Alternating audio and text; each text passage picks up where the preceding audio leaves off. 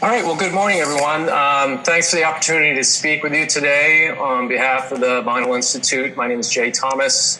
I'm the Executive Director of the Vinyl Sustainability Council at the VI, also the Vice President of Sustainability. Ned Monroe, the VI CEO, is taking a much-needed break, but sends his regards. A little background for me, for those of you who don't know me, I come out of the PVC industry. I spent almost 10 years with a division of Tyco International and Wire and Cable, 15 years in vinyl roofing with Sika Corporation, and then a little over a year with a small vinyl flooring company. So now I find myself on the other side of the table. I thought I would be with the Vinyl Institute, but you never know where life is going to take you. So here I am, and I appreciate the opportunity to talk to you a little bit today about what's up with the VI, but also want to take a little bit deeper dive into the Vinyl Sustainability Council. So despite, or maybe it's because of the pandemic, the VI finds itself working harder than ever to provide member value and are focused to defend and promote the vinyl industry. So today I want to visit with you to talk about the latest programs and information that the Vinyl Institute has been working on and some of the opportunities we see for the future. So when the Vinyl talks about the vinyl industry, we do so in a very broad manner. As our members are resin manufacturers and compounders, our job is to anticipate issues, collaborate on solutions, and generate a real return on investment for the industry. And as you know, one of the ways we do that, the collaboration, is in protecting our reputation. In January of this year, we launched a new 4-year strategic plan. The theme is around anticipating issues of importance to the vinyl industry, collaborating with stakeholders, internal and external to the vinyl industry, and adding value to VI members and product trade associations. There are 7 key objectives to advocate, so that's both at the state and federal legislative action levels. Engaging, promoting, and defending the industry via communications, various toolkits, vinylverified.com, steward the Vinyl Sustainability Council and the Vantage Vinyl programs and recycling. We'll talk a little bit more about those today. Innovations through convening thought leaders, the congressional fly-in, Vinyl 360 annual program, and supply chain innovations, informing, creating, discovering, sharing actionable industry data, developing, doing things such as helping to solve the worker shortage, and performing industry best practices. So the number one strategic plan initiative for the VI is advocating, and there's a number of important issues that the VI is very involved with that you see on the screen here. But the one that I want to focus in on today is California AB 3015, which is the State Public Works project for non-combustible piping materials. So this legislation will require the installation of metal, drain, waste, and vent piping in all state public works projects. It is based, we believe, on the faulty premise that the use of plastic DWV piping in buildings increases risk to firefighters, workers, and the public. Really, evidence doesn't support that. There's really no credible science that supports the contention of increased risk using plastic DWV pipe. All smoke, regardless of its source, is toxic, and DWV piping is a very small portion of the contents of the building that may burn. And studies show that PVC pipe has a lower climate impact than metal pipes. So this legislation, if it comes to pass, would grant a monopoly to metal DWV piping and increase costs to the state without any reduction in fire risk. And it would also set a precedent, and it would allow the significant change in the state's build code to completely bypass the California Building Standards Commission process. So for these reasons, the VI is working closely with Ppfa to form a coalition to oppose the bill. After introduction in February of this year, the bill was assigned to committee, but never received a hearing. But we do fully expect the sponsors to revive the bill in the 2021-22 legislative session. Another area of collaboration is with a program we call Vinyl Verified. So Vinyl Verified is a communication platform that the vinyl industry uses. It's managed by a company called Counterpoint Strategies, and it's in place to confront media bias and agenda-driven misinformation about vinyl in the public domain.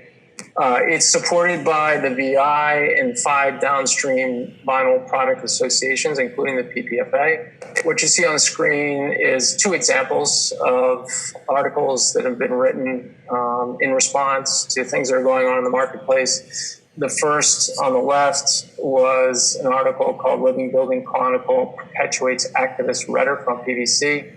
And that was a response to an article in the Living Building Chronicle claiming the use of PVC electrical conduit and PVC piping in buildings is a human health hazard. The other was an article that we wrote that was specific to the concerns about firefighter risks. And you can see both of these plus the full suite of articles that have been put in place on vinylverified.com. So during COVID-19, we've really found it to be more important than ever that we're proactive as a trade association and helping the industry to cope during these uncertain times. So I've worked hard to advocate in a number of areas. One, for essential business status on behalf of the PVC industry, allowing the PVC industry to continue to operate, advocating for business COVID-19 relief, and then just staying out front and communicating through scheduling speakers on relevant topics. And many of you probably saw Ned's daily CEO briefings on the latest of what was happening during the April through June time period. And also making sure that we're telling those positive stories about industry relief efforts related to COVID-19. And there have been a lot of stories. And if you go to vinylinfo.org or vantagevinyl.com, you'll see these stories. And we worked hard to push these, to identify them, but also to push them out via social media and on our websites. So another area of potential collaboration and something we're already working on with other vinyl sectors in the industry is on the issue of greenhouse gas emissions. Embodied carbon is becoming a big topic, especially in the building space, and it can be thought of as kind of the cradle to gate of greenhouse gases required to produce a product. It's increasingly becoming a focus of activists, legislators, architects, building owners as a metric of sustainability.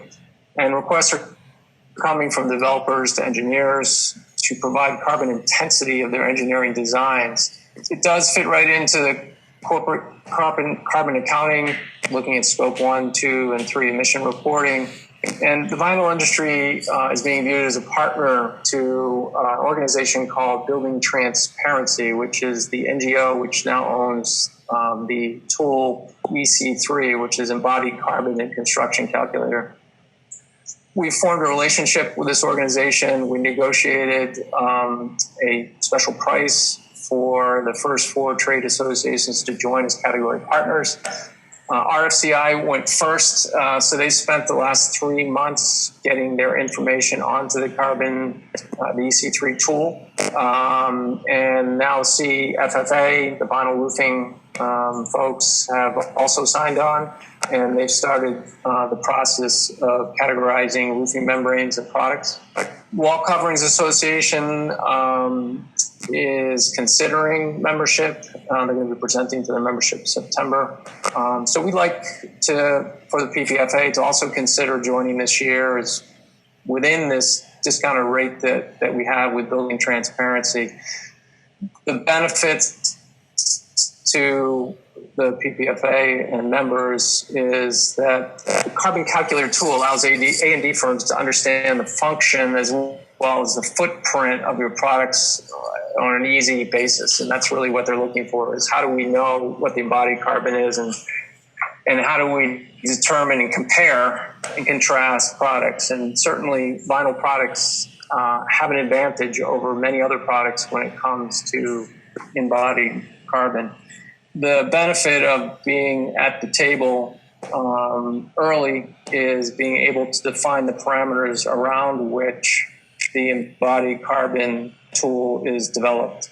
So it's a real advantage to be there defining the terms rather than having someone else define the terms for you. If without participation and without having EPDs in the tool, there's an assumption made within the algorithm that which is assumed to have a high default value. So it's a disadvantage to not have content in the tool because the tool then assumes kind of a worst case scenario.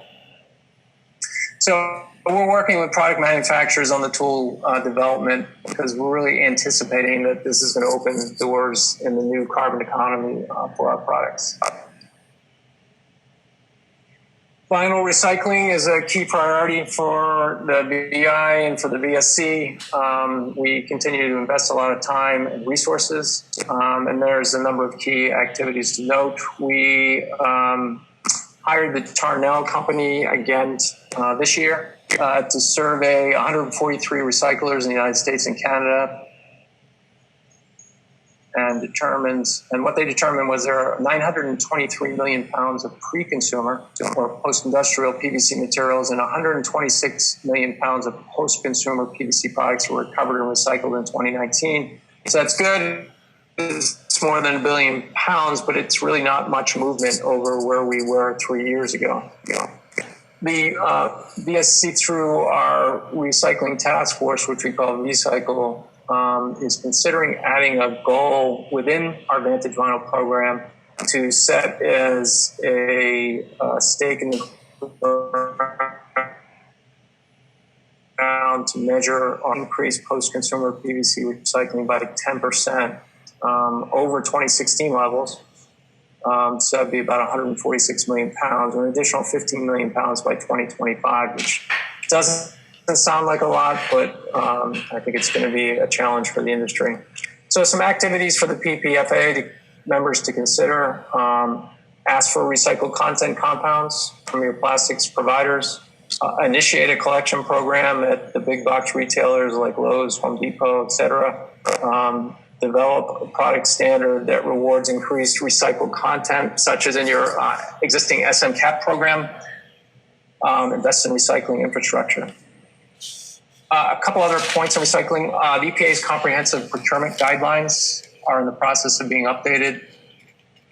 And I think it's important to take a look at those to make sure they identify an achievable level of recycling content for non-pressure pipe. And second, we also sponsored a study with a company called Titus Recycling. And what they looked at was the plastics content stream, specifically vinyl, in curbside recycling. And what they found was 0.25% PVC content in curbside plastic recycling. This was done in Los Angeles. Consisted of 22 different PVC categories of items, the most predominant of which was small diameter PVC pipe. So this becomes important as legislators are looking to implement fees for plastics recycling to make sure that the quantity of PVC that's actually in the waste stream is taken into account.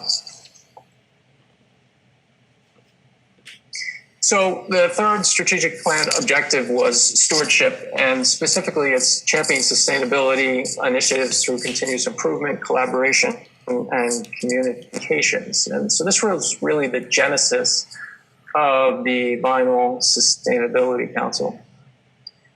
So the Vinyl Sustainability Council is a self-funded council of the VI. It falls under the umbrella of the VI, but it has its own membership, budget, and management. You can see the members here. It consists of members from the entire vinyl value chain, from resin manufacturers to compounders to additive suppliers, product manufacturers, to recyclers and all of the major downstream vinyl product trade associations. The organization of the VSC management, which is myself and Jen Armstrong, who's the sustainability manager. We have a leadership team of 8 members that oversees the management of the program. We have an external advisor, Sustainable Solutions Corporation, that helps us build the programs. And then we have 5 committees, 3 of which are focused on the impact categories, health and safety, emissions, and landfill diversion.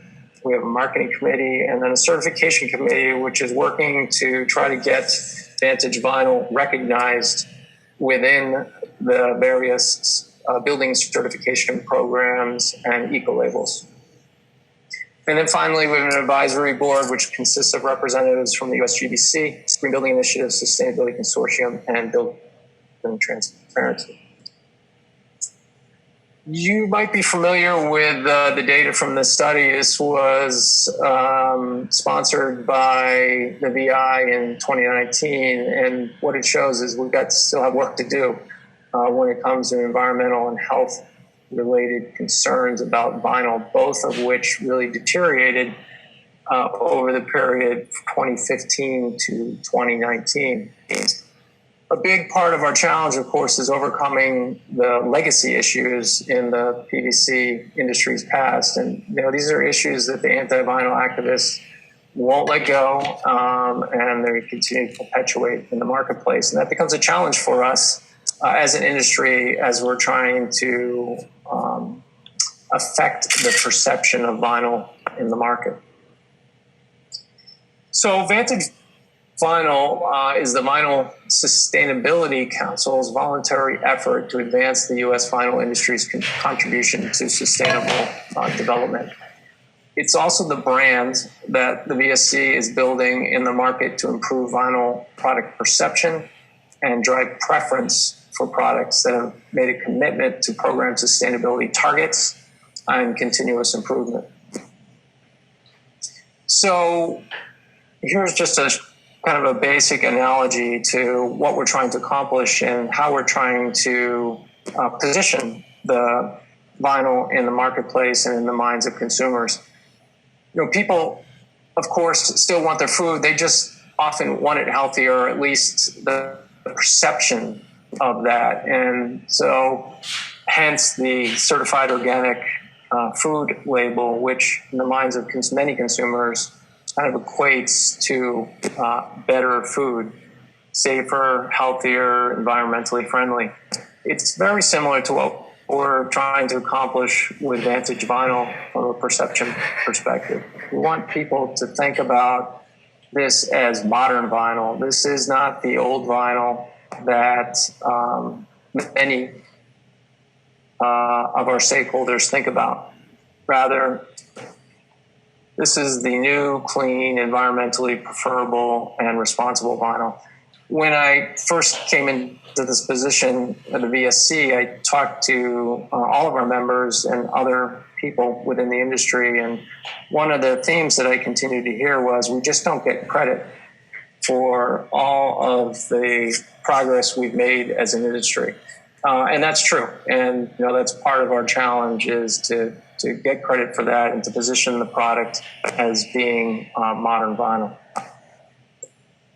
To move from that perception of kind of that smokestack, dirty industry perception to the image of beautiful, functional products that improve people's lives. So it's easy to say, but it takes a lot of work to do to build that perception. We really have to get credibility in the marketplace. And there's a number of things we have to do to build that foundation. The first of which is developing meaningful goals that will improve the perception of sustainability in the industry. So setting goals for the industry and then measuring ourselves against those goals, reporting against those goals, and then over time getting credit and credibility with our stakeholders for advancing sustainability in the industry. Taking a leadership position, continuing a leadership position in innovation in vinyl recycling, education, marketing, innovation in technology and infrastructure, and then continuing to sponsor and publish scientific studies to fill gaps that might exist in the science. But just as important is making an emotional connection with our customers, not just a scientific argument with the Vantage Vinyl brand. And then, of course, proactively communicating that into the marketplace. So the place to start when you do that, of course, is what the customer, with the customer and what the customer is thinking about your brand. So when we think about the customer, we're thinking about what we call, it's not what we call, it's actually the ACC term was eco-moderate customers, right? So these are not the anti-vinyl activists. These are the moderate majority that are interested in information and making intelligent choices. So what we hear from those customers is that it's very difficult to select sustainable companies for all the myriad of products in a building. It's too time consuming to research.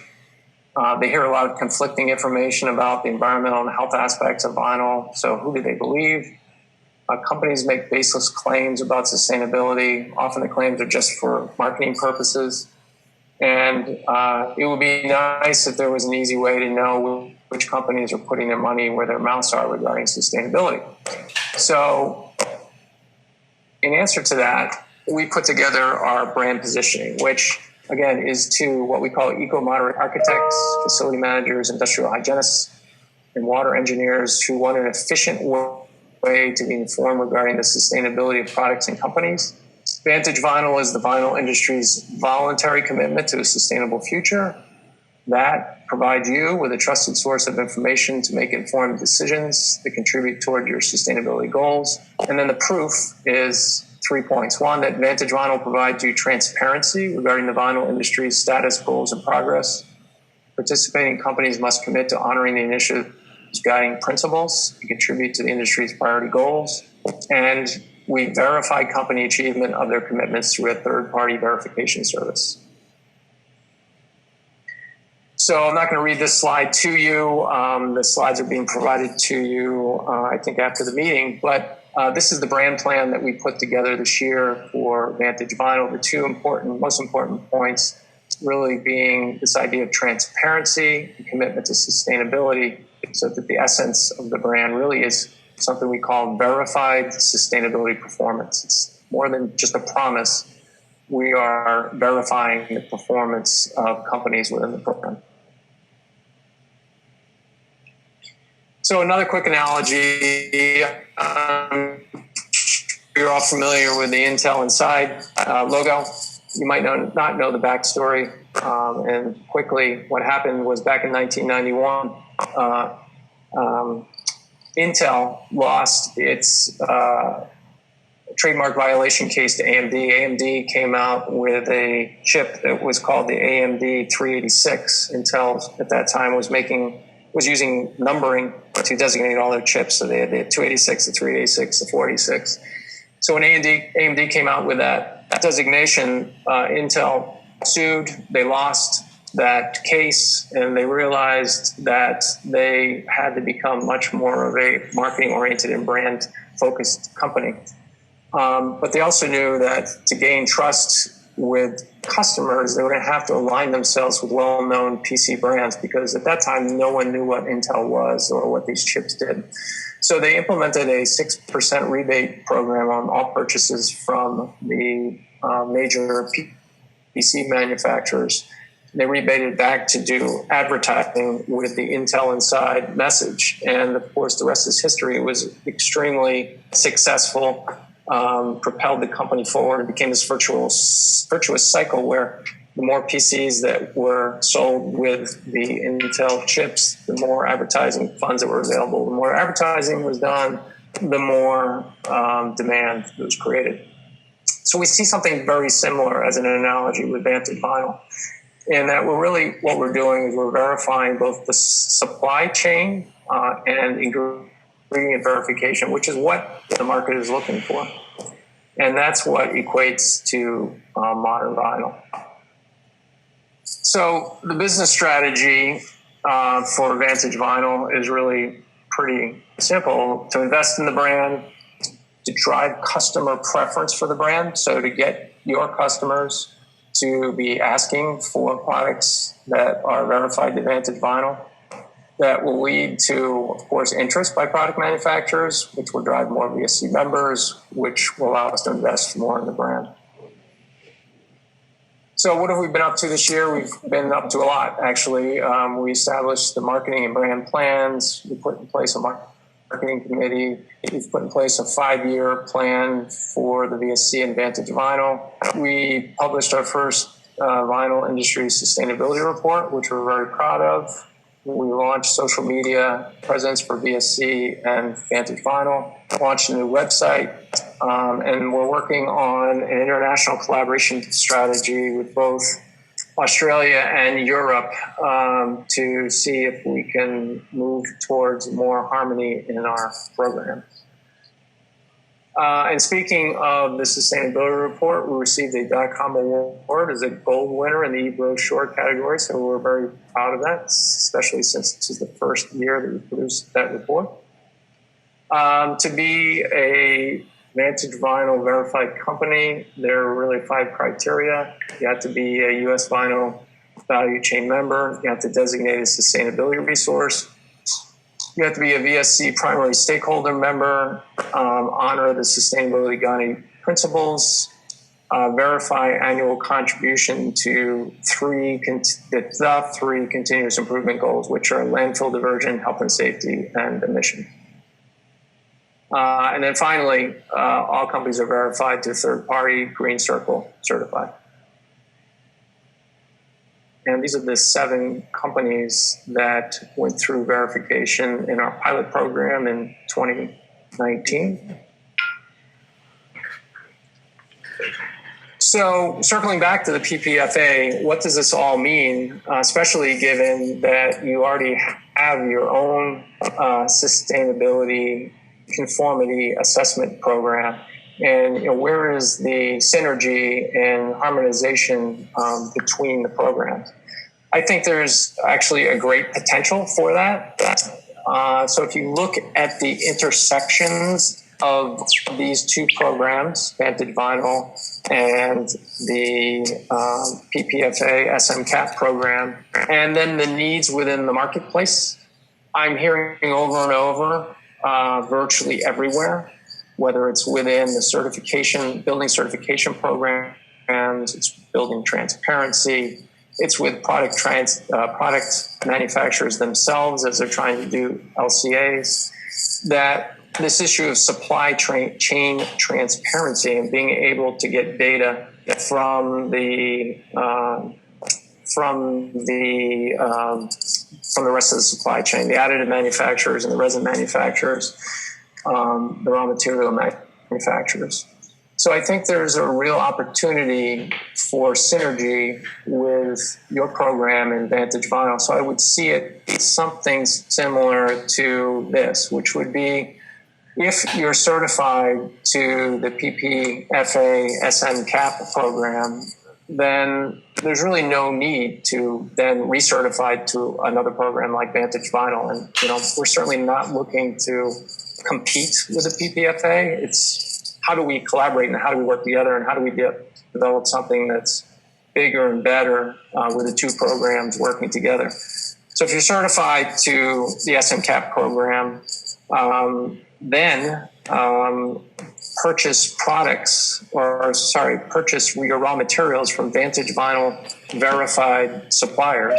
So we're kind of uniquely positioned to do that verification. So all the major resin suppliers are already members and they're all verifying to Vantage Vinyl. And you get kind of a 360-degree verification of sustainability, not only of your company and products, but of the supply chain as well, which is what the market is increasingly looking for. So that's where I really see the potential opportunity, is to develop a program where we would be working together in that way. And I believe that you're looking at the SMCAP program now and looking at potentially making some adjustments. So, for example, one thing that could be done would be, as part of that program, to reference purchasing the raw materials from Vantage Vinyl verified companies. I also think there's an opportunity to test this out within your membership. So, for example, with Silverline, who's already verified within your program, we could go to a company like Lowe's, who is a member of Vantage of the VSC, and potentially do a pilot test with them to test this concept. So I think it's got some opportunity. I think it's worth thinking about. I think it's something that we should talk about as associations and as companies. Ultimately, it's not necessarily to the advantage of the VSC to do this, because, of course, we're not getting then PPF members to verify their Vantage Vinyl. But I think it's the right thing for the industry as a whole, and that ultimately it will drive the success of both of our programs. So I've mentioned a number of areas where the Vinyl Institute is engaged. Our